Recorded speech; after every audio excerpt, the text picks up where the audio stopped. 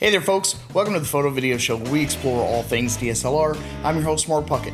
On today's program, I actually have a question for you guys. I've been really trying here recently to get a good slow motion cut of anything, and I do mean anything.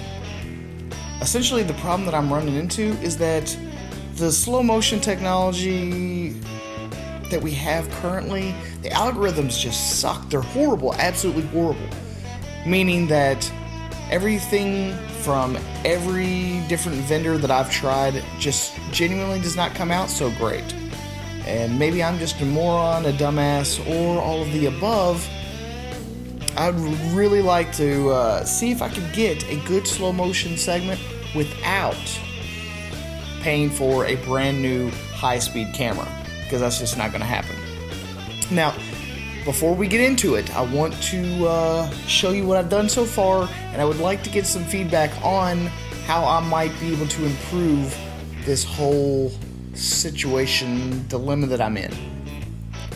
Now, I don't claim to know it all. As much as I would like to know it all, I don't. So I'd like to go ahead and share my experience with you so that you all don't make the exact same goofs that I just did. Because so far I have been able to create no footage that was worthy of anyone seeing, but I'm going to show it to you anyway. So check this out and tell me what you guys think about all this. So first off, I've got this clip of my dumb dog running through the park. This is retimed in Final Cut Pro 10 at normal retiming at 10%. Now you can see it's very stuttery. It just kind of goes through the motions each and every frame. No real smoothness or transition whatsoever. This is clip number 2. This was actually done at 60 frames per second using the P500, the Nikon P500, retimed the exact same way as the last clip, normal, 10%, and I still got stuttering. Now this was retimed using the frame blend mode. I do see a little bit more stability, a little bit more smoothness in between the frames, but there's like a lot of ghosting artifacts, and you know, that wasn't really usable for my needs either. Not really sure what's going on. This one, of course, back in the Nikon P500 at 60 frames per second with the frame blend mode used here, and you can still see ghosting and artifacts. It tries really hard, but it just never seems to work out. The last mode that Final Cut Pro 10 offers is Optical Flow, and as you can see, it literally looks like he's breaking the sound barrier. While I think it probably does the best job as far as smoothness is concerned, the smoothness is completely overshadowed by the fact that it literally looks like he's stepping through time. And onto the Nikon P500, where I was at 60 frames per second, and once again, now even the ball is going fast enough to warp time and space. I mean, it's completely unusable. There's no way I could use that ever. Okay, we have normal retiming here with the cat. This is my cat Nightmare, and he looks good, but he's stuttering in the retiming mode of normal. We're at 10% currently, and there's no ghosting artifacts, there's no time warping or anything, but in normal mode, he's once again just stuttering between each and every frame that the camera happened to be taking. This was with the Nikon D7000 at 60 frames per second.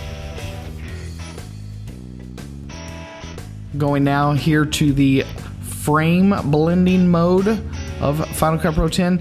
It does look like it tried really hard to kind of interpret the blending of the frames, but once again, the ghosting and the artifacts it's just not going to be usable for anything like high quality.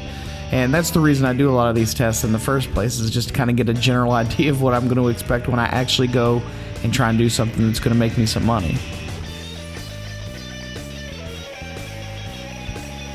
So the last video we have for 10% is the optical flow of my kitty cat Nightmare, and he's not walking all that fast, but you would literally think that he was time warping.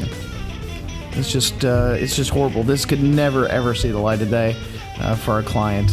I guess unless you were actually going for that effect, then Final Cut Pro 10 has this thing on lock.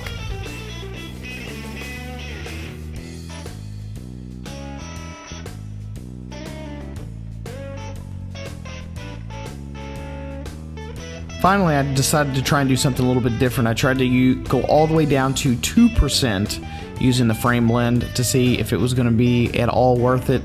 A lot of ghosting, a lot of artifacting. It's just not going to work. And no matter how much I tried to play around with the frame blending, compressing it, expanding, whether it was 10% or 2% or whatever, it just never seemed to really flow like you would see in a lot of like romantic movies or slow motion scenes and those bullet time, the whole thing. It just never seemed to look like any of that. Even here with me retiming this with optical flow at 2%, you can see that the warping is just unbearable. Even at 2%, making it as slow as possible, giving it plenty of time to kind of figure out, where the foot is going to be next and what direction it's going to land. I just don't really understand the whole thing. So that's what I've got, and I sound a little bit defeated, don't I? I really do. And that's because I just quite simply cannot figure this thing out. And if I can't do it without a high-speed camera, I guess that's all I've got.